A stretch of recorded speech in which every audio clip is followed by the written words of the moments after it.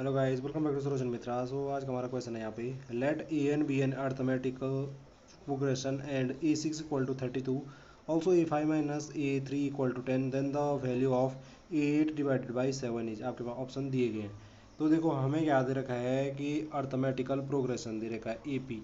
उसमें आप जानते हो कि अगर मुझे एन टर्म देखनी है ए पी की, वो क्या हो जाती है हमारी, a n equal to a plus N minus one into D.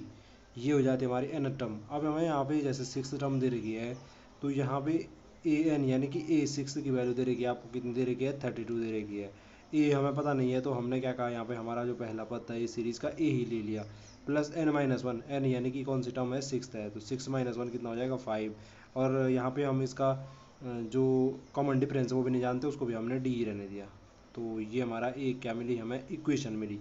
ऐसे ही एक इक्वेशन यहाँ से मिल जाएगी हमें। कैसे मिलेगी कि यहाँ हमें दे रखा है ए फाइव माइनस क्या दे रखा है, ए थ्री इक्वल टू क्या दे रखा है, 10 दे रखा है।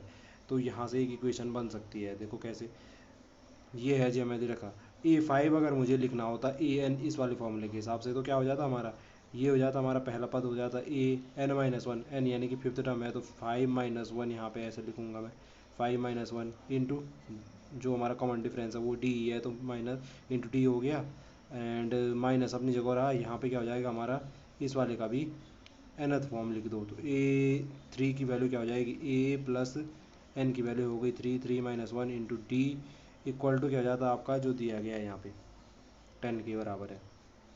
ठीक है जी, इसको सॉल्व कीजिए तो ये क्या हो जाएगा, ए प्लस फोर डी, ये हो जाएगा माइनस का ए, और ये हो जाता हमारा क्या, तीन में से एक है दो, तो ये हो जाता माइनस का दो डी बराबर कितना, 10।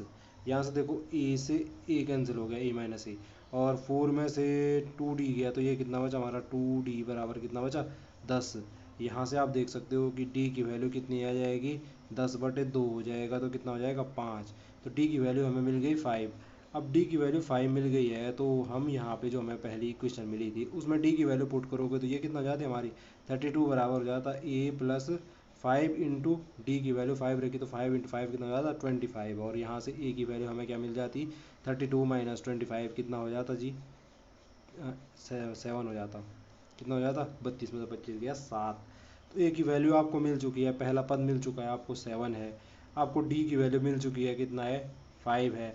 अब हमें फाइनली पूछा क्या था, इसने इसने पूछा था कि भाई ए 8/7 की वैल्यू फाइंड करो। तो सबसे पहले ए 8 होगा जो, वो हमारा क्या हो जाएगा, a plus N minus one into d लगाओ, तो फिर से वही ए की वैल्यू हमने निकाल रखी है जी। ए की वैल्यू हमारी कितनी मिली, 7, और डी की वैल्यू कितनी मिली थी यहाँ पे, 5।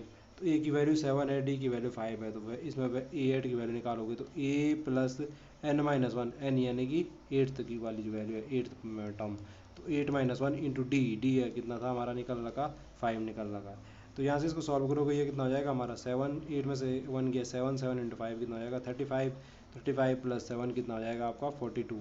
तो ए 8 की वैल्यू कितनी आएगी, 42। तो ए 8/7 कितना हो जाएगा, 42/7, तो कितना हो जाएगा जी, ये 8 पंजे 40, 5 पॉइंट कितना हो जा रहा है जी, 8 पंजे 40, 2, 8 दूनी 16, 4, 8 पंजे 40, 5.25 इसके करीब आ रहा है जी। तो ऑप्शन में से कौन इसके सबसे करीब दिख रहा है, ऑप्शन नंबर बी दिख रहा है। तो इसका सही आंसर क्या हो जाएगा, ए 8/7 कितना हो जाएगा, 7 है यार, ए 8/8 थोड़ी है, ए 8/7 है, 8 थोड़ी है। तो ये क्या हो जाता, 42/7 होता, 42/7 होता, तो कितना हो जाता भाई, 7 6 42 नहीं होता, 6 ही तो आ रहा है, option number B right answer. I hope जो कॉन्सेप्ट आपको समझ में आया होगा। आज के लिए इतना, आपसे मुलाकात होगी टॉपिक के साथ, बाय बाय, टेक केयर।